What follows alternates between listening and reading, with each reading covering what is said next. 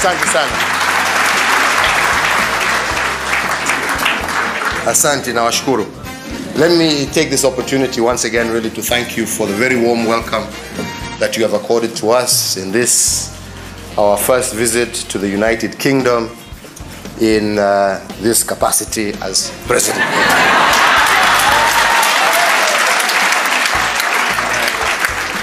I want to say I truly appreciate. And let me say that I really was looking forward to coming and having the opportunity to talking with yourselves prior to the election. However, circumstances would not allow. That was not because I did not value your input and I did not value your views, because I know for every one of you sitting here, hiyo ni kura karibu 20 au.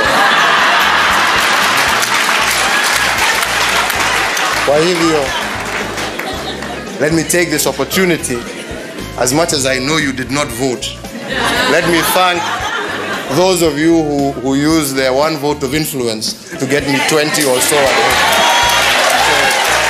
Asanteni sana. Na nashukuru sana. Let me also say that I take everything that has been stated here by the two representatives who spoke as being very critical. The diaspora has played, is playing, and I believe can continue to play a very critical role in helping us achieve our developmental agenda as a nation.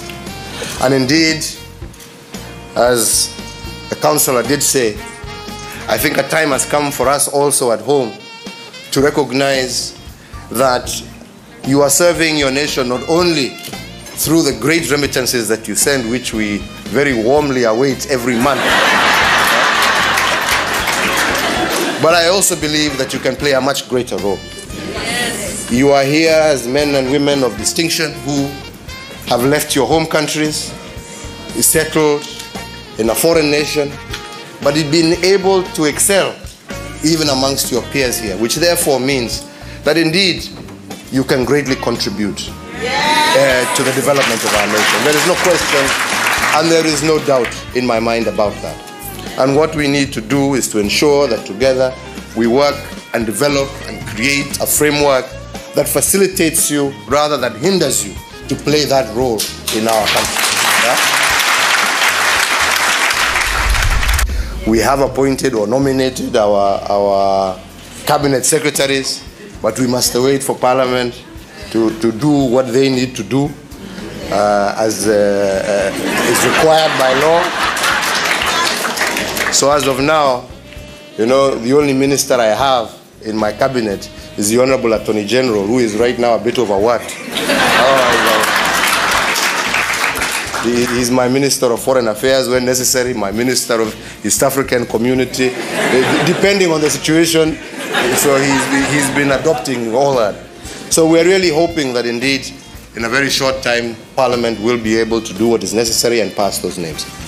And one of the primary and first roles after our first cabinet meeting, I will ensure that Ambassador Amina, if appointed, and I am sure she will be appointed because she is a person of high skill and integrity, once the vetting process is through and she is appointed, amongst one of her first missions, because our agenda is to actually shift our diplomacy towards fulfilling and ensuring that we achieve our economic agenda for our country, right?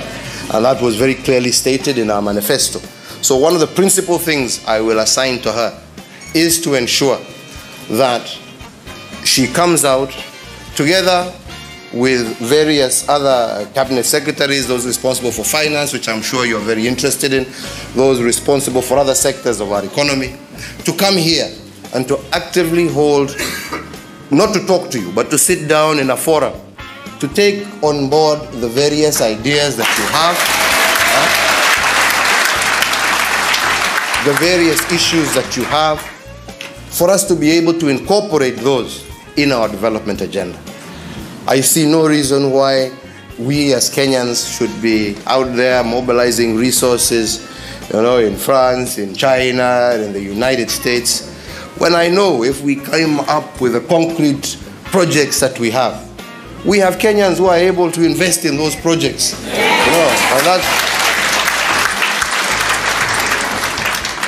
And that's what we would like to see happen, because that return, that ultimately, because when we go and borrow this money, we're not getting it for free. We're going to pay it back.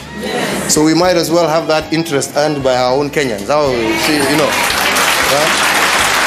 So we want to create these opportunities that will allow our Kenyans, our diaspora, our 48th county to be able to actively invest. I also believe that there's going to be great opportunities available in the counties. The counties and the idea around the counties is not just to bring services closer to the people, but also to open up investment opportunities.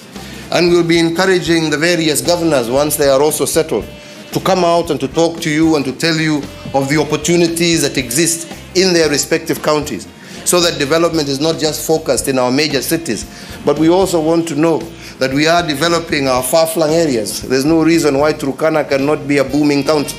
There is no reason why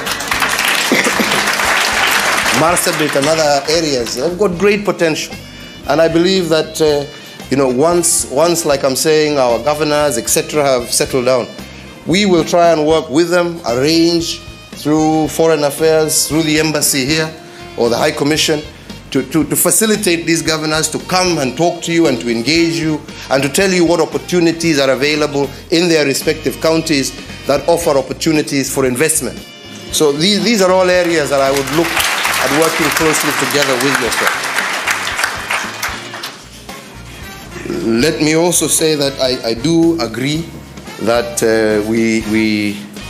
we have a great deal of expertise that is available here. And we are also wanting that the new offices that we create are interactive. So it's not that it's only when we travel that we get an opportunity to engage with you. So I therefore take on board, and I accept that offer of us, and I will create an office in the office of the President that will be specifically to deal on a day-to-day basis with our diaspora, so that we are engaging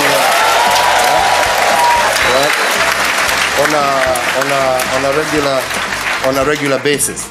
Maybe not at the level of principal secretary, because hiyo ni mambo ya kwenda bunge tena, and I don't want to go there. But we will create an office, that can handle those issues and be in touch with me on a regular basis. And given the fact that so that we are able to have somebody who we are conversing with on a regular basis. And since Councillor Elizabeth already has a job representing a council, maybe Sam, you can consider yourself a job if you're looking for one. One is available. I think, let me conclude by saying that Kenya is a great country. I don't believe there is a country greater than Kenya in this whole world.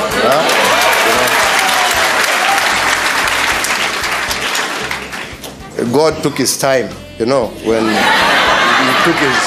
he took his time when it came to Kenya.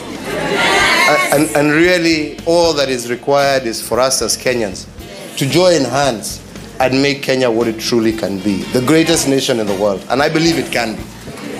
What we need to do is to unite as a people, to recognize that it is through working together that we can individually and collectively achieve our goals.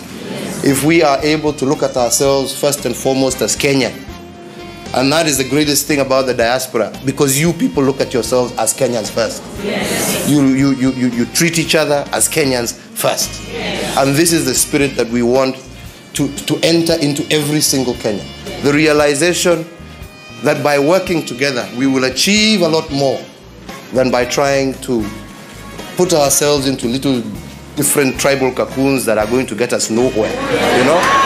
What we need is to grasp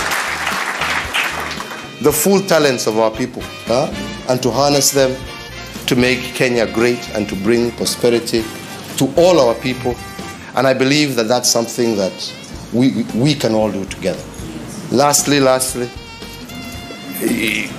you also, as I said in concluding, are really the face of Kenya. It's very unfortunate that we have this stereotyped view, not just of Kenya, but of Africa, you know, as this dark continent, as this continent that is lost, is hopeless, you know. And yet, you know, like I'm saying, and we are all agreeing, it's God's home, you know. Yeah? So I really would like to appeal to all of you, you know, to help us dispel that image, not just of Kenya, but of Africa. Yeah? You know? And really now, as much as we know we have challenges, who doesn't have challenges? You know, unfortunately for me, you know, in my previous incarnation, you know, at this time I'd be hanging around somewhere.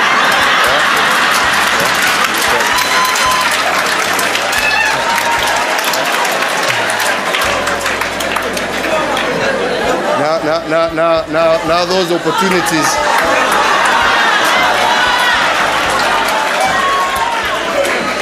Those opportunities are not readily available. So my best friend right now is my wife and the TV.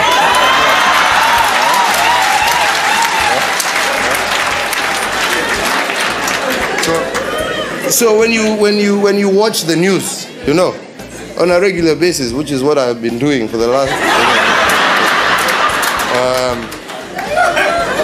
you see all sorts of, you know, children being abducted, I don't know, children missing, all sorts of problems here. Then you keep wondering, these people have more problems than we have back at home.